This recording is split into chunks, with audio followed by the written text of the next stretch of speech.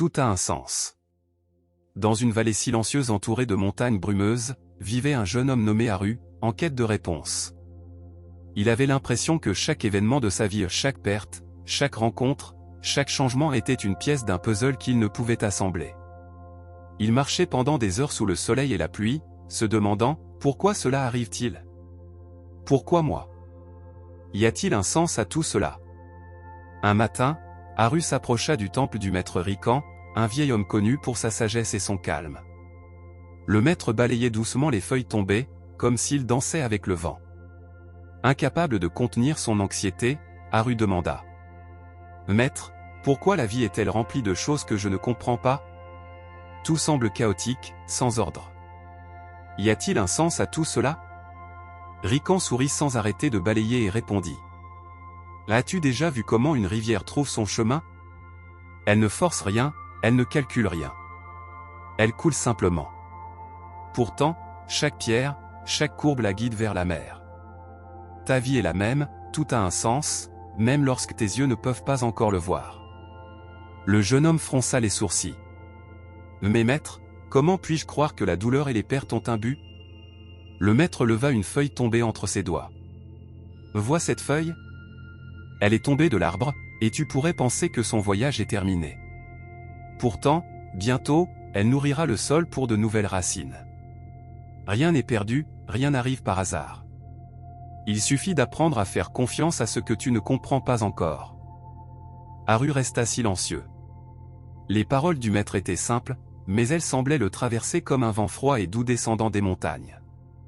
Il marcha aux côtés du maître Rikan tandis que celui-ci continuait de balayer le chemin couvert de feuilles jaunes. « Si tout a un sens, pourquoi ne puis-je pas le voir maintenant ?» demanda Haru.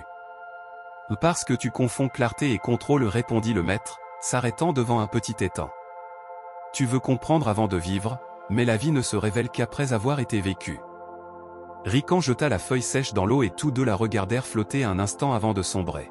« Vois-tu » dit le maître. « La feuille ne lutte pas pour flotter ou couler, elle suit simplement sa nature. La vie est la même, parfois tu es en haut, parfois en bas, mais les deux mouvements font partie du même chemin. » Haru baissa les yeux, repensant aux souvenirs qui le faisaient le plus souffrir, la perte de son père, la trahison d'un ami, des chemins qui semblaient ne mener nulle part. Tout cela pouvait-il vraiment avoir un sens ? Le maître, comme s'il lisait ses pensées, ajouta doucement. « Quand tu souffres, ne demande pas « pourquoi cela m'arrive », mais « qu'est-ce que je peux apprendre de cela ?» Un petit changement, mais il transforme l'obscurité en chemin. Cette nuit-là, tandis que le vent faisait doucement bouger les arbres, Haru sentit quelque chose de nouveau, toutes ses blessures n'étaient pas encore refermées, mais elles ne faisaient plus aussi mal qu'avant. Peut-être, pensa-t-il, que l'important n'était pas de comprendre maintenant, mais de faire confiance au fait qu'un jour, il comprendrait. Le lendemain, Haru décida de rester au temple pour aider le maître Rikan. Il n'y avait pas de tâches grandioses, seulement de petites corvées, couper du bois, aller chercher de l'eau, balayer les couloirs. Pourtant, chaque geste simple semblait renfermer une leçon. En ramassant des branches sèches dans la forêt, Haru remarqua qu'il pensait moins à ses problèmes. Au lieu de se demander pourquoi il avait tant perdu, il commença à se demander à quoi tout cela pouvait bien servir. De retour au temple, il trouva le maître assis près du jardin, observant des graines récemment plantées. « Pourquoi les regardes-tu autant, maître ?» demanda Haru. « Parce qu'elles me rappellent que le sens des choses n'est pas toujours visible, répondit Rikan. Aujourd'hui, tu ne vois que de la terre. Demain, apparaîtront des pousses. Et un jour, des fleurs. La douleur fonctionne de la même façon, d'abord, elle semble vide, mais si tu as confiance, elle germe en compréhension. » Haru s'assit à ses côtés. « Et si jamais elles ne fleurissent pas ? S'il n'y a rien à apprendre ?» Le maître sourit en pointant l'horizon. « Même le sol le plus dur contient la vie. Il lui suffit de temps, d'eau et de soleil. La vie n'est jamais gaspillée, elle se transforme seulement. » Cette nuit-là, Haru respira profondément l'air frais de la vallée. Pour la première fois, il réalisa que ses questions n'avaient pas besoin de réponses immédiates. Peut-être, pensa-t-il, que sa seule tâche était de continuer à marcher, sans forcer le chemin. Quelques jours plus tard, le maître envoya Haru au village voisin pour apporter des herbes médicinales à une vieille femme malade. Le chemin était escarpé et boueux à cause de la pluie récente. Haru glissa plusieurs fois, et lors d'une chute, le petit pot qu'il portait se brisa. Frustré, il frappa le sol du poing. « Et tout va mal » murmura-t-il. « Comment cela peut-il avoir un sens ?» Arrivé chez la vieille femme, trempé et sans l'eau qu'il devait apporter, il s'excusa timidement. La femme lui sourit avec douceur. « Ne t'inquiète pas, jeune homme. L'important, c'est que tu aies apporté les herbes. Je peux chauffer l'eau moi-même. » Sur le chemin du retour au temple, Haru trouva le maître Rikan à l'entrée. Avant qu'il ne parle, le maître désigna ses vêtements boueux. « Il semble que le chemin t'ait appris plus que tu ne le pensais. Comment peut-on dire que c'est bien d'avoir échoué ?» protesta Haru. « J'ai perdu l'eau et je suis arrivé en retard. » Rikan hocha calmement la tête. « As-tu échoué? Ou as-tu seulement appris que tout ne se passe pas toujours comme prévu? Parfois, les choses se brisent pour nous rappeler que nous ne contrôlons rien, et pourtant, nous avançons toujours. » Haru sentit que ces paroles le touchaient comme une douce piqûre, frustrante, mais vraie. Il comprit que chaque chute faisait partie du même fleuve qui le guidait, même s'il ne pouvait pas encore voir où il menait. Au fil des semaines, Haru commença à remarquer un changement subtil en lui-même. Les obstacles survenaient toujours, mais il ne réagissait plus avec colère ou frustration. Au lieu de maudire sa chance, il prenait une profonde inspiration et se demandait en silence, « Que cherche à m'enseigner cela ?» Un matin, tandis qu'il aidait le maître Rikan à réparer le toit du temple, une poutre céda soudainement et faillit le frapper à la tête. Il réussit à s'écarter juste à temps. Son cœur battait la chamade, mais il ne ressentit ni colère ni peur, seulement une étrange gratitude d'être en vie. « Vois-tu » dit calmement le maître, comme s'il l'avait observé tout le temps. « Avant, tu aurais crié ou blâmé le destin. Maintenant, tu écoutes simplement. »« J'écoute, quoi, maître ?» demanda Haru, encore secoué. « Tu écoutes la voix de l'instant, répondit Rikan. Chaque moment parle, même ceux qui semblent cruels. Si tu prêtes attention, il te montre que la vie n'est jamais contre toi, elle t'enseigne seulement à regarder au-delà de ton ego. » Cette nuit-là, Haru sortit dans la cour du temple et contempla le ciel étoilé. Il comprit que la même force qui maintenait les étoiles en ordre guidait également sa petite existence. Il n'avait pas besoin de comprendre le plan complet pour faire confiance au fait qu'il existait. Pour la première fois, il ressentit la paix non pas parce que tout allait bien, mais parce qu'il acceptait que tout avait sa place, même la douleur qu'il portait encore. Un après-midi gris, un messager arriva au temple avec de mauvaises nouvelles, la mère de Haru était gravement malade. Le jeune homme sentit un nœud dans sa poitrine et, pendant un instant, tout ce qu'il avait appris sembla s'évanouir. « Maître, je dois partir, dit-il avec urgence. Je ne peux pas rester ici pendant que ma mère souffre. » Rikan hocha la tête calmement. « Pars, répondit-il. La compassion pour ceux que nous aimons fait également partie du chemin. » Haru s'élança immédiatement, courant sur les sentiers boueux des montagnes enveloppées de brume. À chaque pas, l'anxiété le consumait, et si j'arrivais trop tard? Et si je ne la revoyais jamais? Arrivé au village, il trouva sa mère faible mais consciente.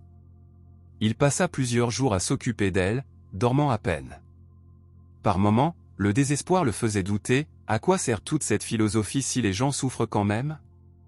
Une nuit, alors qu'il lui offrait une tasse de thé chaud, sa mère sourit avec ses lèvres desséchées. « Haru, te souviens-tu de la mort de ton père? Tu pensais que tu ne pourrais jamais continuer, et pourtant, tu as avancé. Tout, même la tristesse, nous façonne pour aimer mieux. » Ces paroles résonnèrent en lui comme un écho de l'enseignement du maître. Et si même la douleur avait un sens caché? Haru ne trouva pas de réponse claire, mais il sentit que les leçons de Rikan n'étaient pas un réconfort vide, mais une carte pour traverser ces moments. Les jours étaient longs, mais Haru commença à voir tout ce qui l'entourait avec de nouveaux yeux. La santé de sa mère s'améliorait lentement et, tandis qu'il s'occupait d'elle, il remarqua que la colère et le désespoir qui le dominaient autrefois cédaient la place à un calme inconnu. Un matin, alors qu'il lavait des bandages dans la rivière, il se souvint des paroles du maître Rikan, « Quand tu souffres, ne demande pas pourquoi, demande ce que tu peux apprendre de cette expérience. Pour la première fois, il comprit vraiment que la souffrance lui enseignait à être présent, à apprécier chaque instant, même les plus fragiles et douloureux. De retour à la maison, un voisin s'approcha, les larmes aux yeux. « Haru, comment peux-tu être si calme? Mon père est aussi malade, et j'ai l'impression de me briser de l'intérieur. » Haru hésita, puis dit. « Ce n'est pas que ça ne fait pas mal. Ça fait mal. Mais maintenant, je sais que tout, même ceci, a un sens, même si je ne peux pas encore le voir. Au lieu de lutter contre ce qui arrive, j'essaie d'en apprendre. » Le voisin le regarda, étonné. « Tu parles comme le maître Rikan, dit-il. » Haru sourit. Sans s'en rendre compte, les leçons du temple étaient devenues une partie de lui, non pas comme de jolies idées, mais comme une façon de vivre. Cette nuit-là, alors que sa mère dormait, Haru s'assit près de la lampe à huile et écrivit en silence, « Tout a un sens. Pas parce que je comprends, mais parce que je fais confiance au fait que la vie me guide toujours. » Quelques semaines plus tard, la santé de la mère de Haru s'était suffisamment améliorée pour qu'il puisse retourner au temple. Le maître Rikan l'attendait, assis dans le jardin, sirotant calmement son thé comme si rien ne s'était passé. « Tu as pris ton temps, dit le maître avec un léger sourire. Mais je vois dans ton regard que le voyage a été plus long à l'intérieur qu'à l'extérieur. » Haru s'inclina respectueusement. « Maître, maintenant je comprends ce que vous vouliez me dire. Pas parce que j'ai trouvé toutes les réponses, mais parce que j'ai appris à ne pas en avoir besoin immédiatement. » Rikan hocha la tête et montra le prunier au bord de la cour. Ses branches, nues pendant l'hiver, étaient maintenant couvertes de délicates fleurs blanches. « La vie est ainsi, dit-il. On ne demande pas à l'arbre de fleurir quand on le souhaite. On attend. On fait confiance. Et un jour, sans prévenir, les fleurs apparaissent. » Haru contempla les fleurs et sentit quelque chose fleurir également dans son cœur. Il comprit que chaque chute, chaque perte, chaque rencontre, même la douleur, faisait partie d'une tapisserie invisible qui le conduisait à cet instant. « Alors, murmura Haru, tout a vraiment un sens? » « Oui, répondit Rikan. Même si parfois, nous ne le découvrons qu'en cessant de le forcer et en nous permettant de vivre. » Haru ferma les yeux et inspira profondément. Il ne ressentait plus le besoin de tout contrôler ou de tout comprendre. Il savait que le fleuve de la vie le portait, et que chaque pierre sur le chemin, loin d'être un obstacle, l'aidait à trouver sa voie. Le voisin le regarda, étonné. « Tu parles comme le maître Rikan, dit-il. » Haru sourit. Sans s'en rendre compte, les leçons du temple étaient devenues une partie de lui, non pas comme de jolies idées, mais comme une façon de vivre. Cette nuit-là, alors que sa mère dormait, Haru s'assit près de la lampe à huile et écrivit en silence, « Tout a un sens. Pas parce que je comprends, mais parce que je fais confiance au fait que la vie me guide toujours. »